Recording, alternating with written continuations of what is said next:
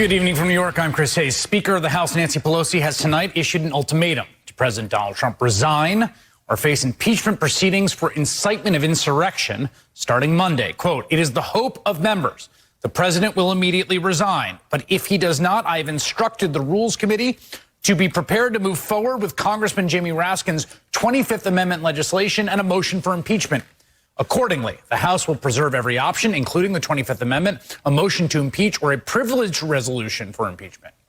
Democratic lawyer Mark Elias, who thwarted Trump's every post-election legal challenge, explains that a privileged resolution for impeachment suggests that bringing impeachment directly to the floor without any committee activity is on the table.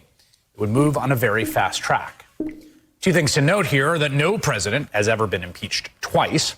And should Trump be successfully impeached and removed, which is an if, he would be, it would appear, barred from holding federal office going forward. Now, this push for impeachment comes as Trump's support among Senate Republicans appreciably erodes. Nebraska's Ben Sasse saying he would definitely consider any articles the House passes. Alaska's Lisa Murkowski flat out calling for Trump to resign immediately. In fact, threatening to switch sides in the Senate. And multiple senators are also calling for their colleagues, Josh Hawley and Ted Cruz, to resign as well for their roles in urging on the agenda and inciting the mob attack on the Capitol. And if you think Pelosi's bluffing about Trump leaving, today she said she spoke with the chair of the Joint Chiefs about, quote, preventing an unstable president from initiating military hostilities or accessing the launch codes and ordering a nuclear strike. Meanwhile, Twitter has also heard enough from the president, saying they have, quote, permanently suspended Trump's account due to the risk of further incitement of violence. The big question now is what legal steps can be taken as quickly as possible in the next 12 days, which could be 12 of the most dangerous days the country has ever faced.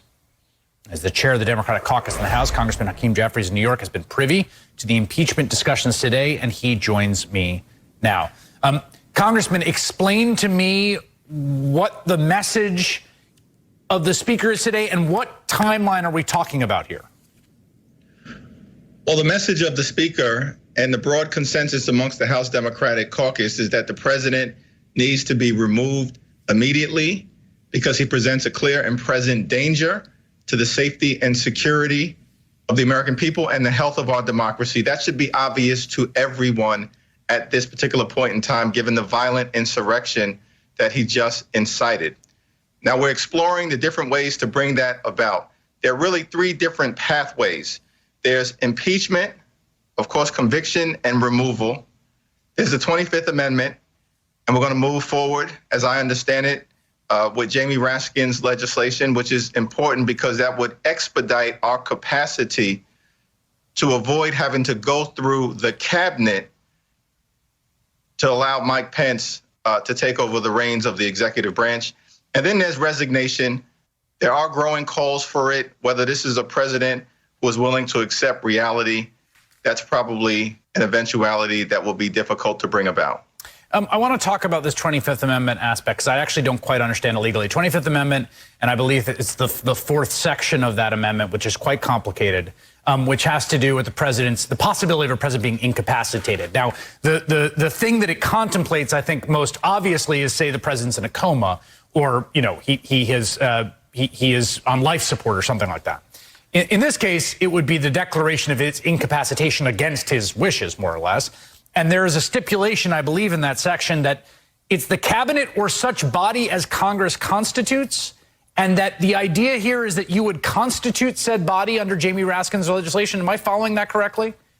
That's exactly correct, because otherwise, in order to change an amendment, you've got to go through 2/3 of the House, 2/3 of the Senate. The president has to sign it into law, and 3/4 of the states have to ratify it. That's not going to happen. That's hard to happen under normal circumstances. And so because the 25th Amendment does say, or such other body that Congress may constitute by law, that gives us an opening to form a commission that Jamie Raskin has set forth in his legislation, which essentially would be a 17-member commission where you would have 8 members of the medical profession, 4 doctors and 4 psychiatrists appointed by the 4 different legislative leaders.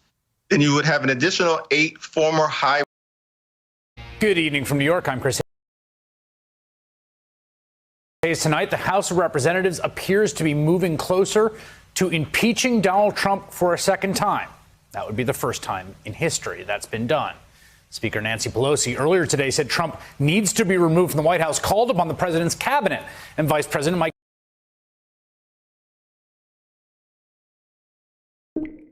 Pence to immediately invoke the 25th Amendment and declare the president unfit to dispatch his duties. It would immediately move the power into the hands of Mike Pence. And failing that, Congress will act. I joined the Senate Democratic leader in calling on the Vice President to remove this president by immediately invoking the 25th Amendment. If the Vice President and the Cabinet do not act, the Congress may be prepared to move forward with impeachment. That is the overwhelming sentiment of my caucus. You might have caught that may there, which I've been thinking about, maybe moving forward with impeachment. Now, there's new reporting tonight that Vice President Pence will not budge on the 25th Amendment. And again, why would he? He has hitched to Donald Trump for all eternity. Mike Pence, Donald Trump, those two names will be together forever. They will be judged together forever, for better or most likely for worse. And so Congressman Jerry Nadler, chairman of the Judiciary Committee that impeached the president 1 year ago, said it's time to do it again, saying, quote, "I support the immediate impeachment of the president and his removal from office. In the wake of this deadly attack on the Capitol, in the face of this insurrection, we must act. There must be consequences. Those consequences must be commensurate with the offense, and they must begin with the president of the United States." And Chairman Nadler is absolutely correct. Donald Trump needs to go now. It is no coincidence in less than an hour ago, the president released a stilted teleprompter video condemning the assault on the Capitol and conceding a new administration will be inaugurated on January 20th. It was clearly a bid to halt a 25th Amendment or impeachment, even as Rupert Murdoch's Wall Street Journal editorial page says he should resign. And despite his hostage video concession, it is still clear that Donald Trump cannot be trusted to hold the office for a minute longer. You know, when history comes knocking, when we arrive at these moments, it's strange and surreal because it feels weirdly normal. But our country is, I'm telling you this right now, in the midst of a national emergency as acute and severe as anything since the Civil War.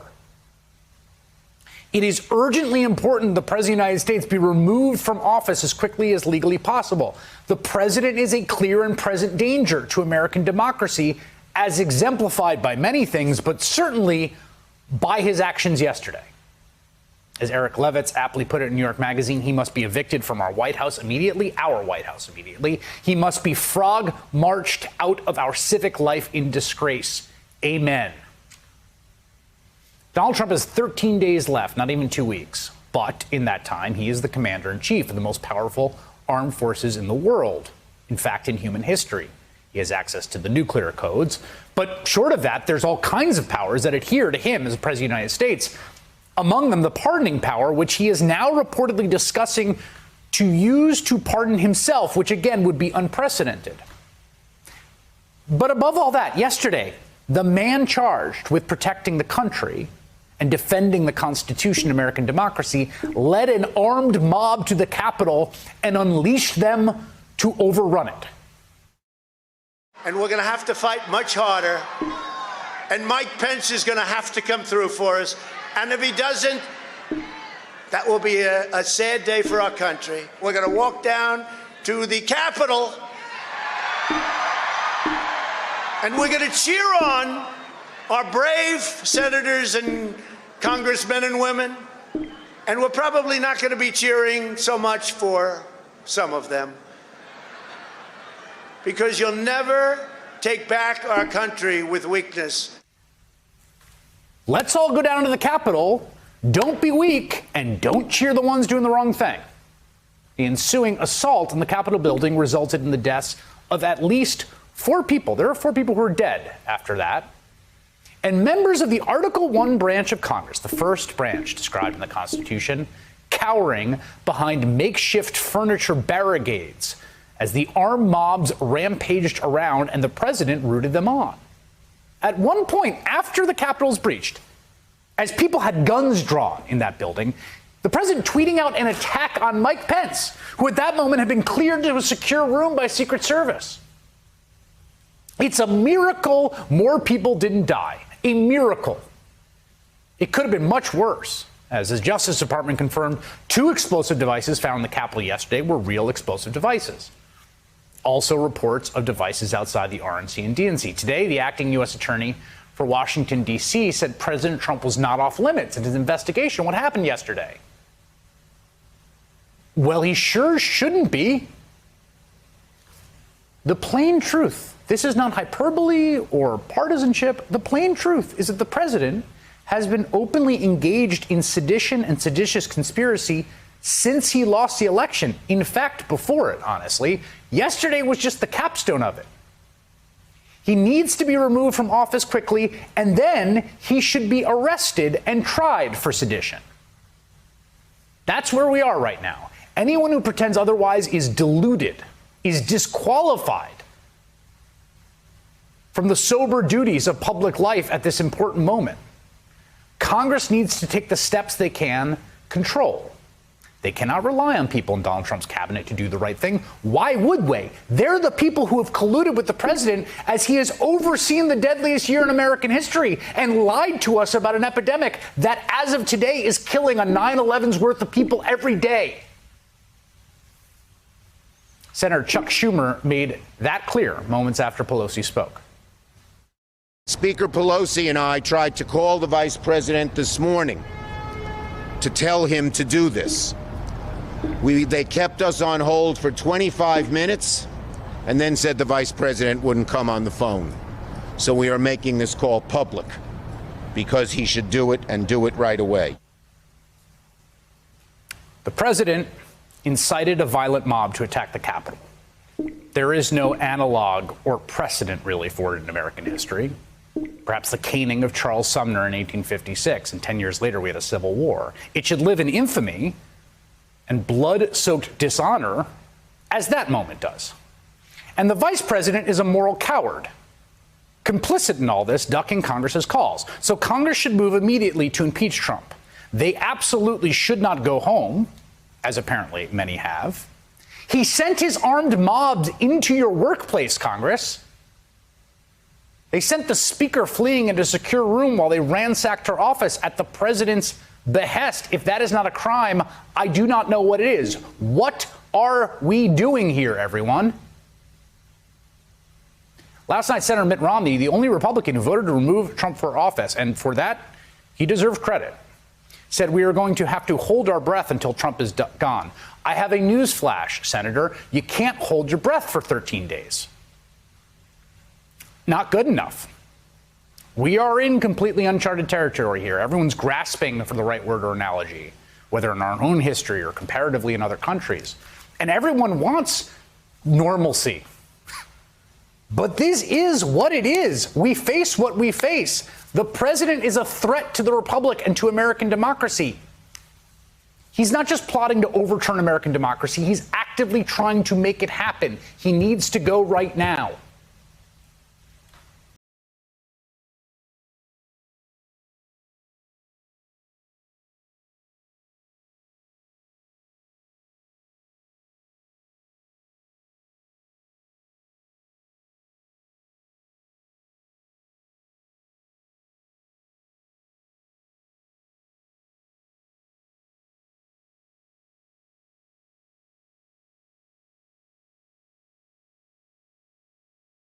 Amendment, a motion to impeach, or a privileged resolution for impeachment. Democratic lawyer Mark Elias, who thwarted Trump's every post-election legal challenge, explains that a privileged resolution for impeachment suggests that bringing impeachment directly to the floor without any committee activity is on the table. The articles the House passes. Alaska's Lisa Murkowski flat out calling for Trump to resign immediately. In fact, threatening to switch sides in the Senate. And multiple senators are also calling for their colleagues, Josh Hawley and Ted Cruz, to resign as well for their roles in urging on the agenda and inciting the mob attack on the Capitol. And if you think Pelosi is bluffing about Trump leaving, today she said she spoke with the chair of the Joint Chiefs about, quote, preventing an unstable president from initiating military hostilities or accessing the launch codes and ordering a nuclear strike. Meanwhile, Twitter has also heard enough from the president, saying they have, quote, permanently suspended Trump's account due to the risk of further incitement of violence. The big question now is what legal steps can be taken as quickly as possible in the next 12 days, which could be 12 of the most dangerous days the country has ever faced. As the chair of the Democratic caucus in the House, Congressman Hakeem Jeffries in New York has been privy to the impeachment discussions today, and he joins me now. Congressman, explain to me what the message of the speaker is today and what timeline are we talking about here? Well, the message of the speaker and the broad consensus amongst the House Democratic caucus is that the president needs to be removed immediately because he presents a clear and present danger to the safety and security of the American people and the health of our democracy. That should be obvious to everyone at this particular point in time, given the violent insurrection that he just incited. Now, we're exploring the different ways to bring that about. There are really three different pathways. There's impeachment, of course, conviction and removal. There's the 25th Amendment, and we're going to move forward, as I understand it, with Jamie Raskin's legislation, which is important because that would expedite our capacity to avoid having to go through the cabinet to allow Mike Pence to take over the reins of the executive branch.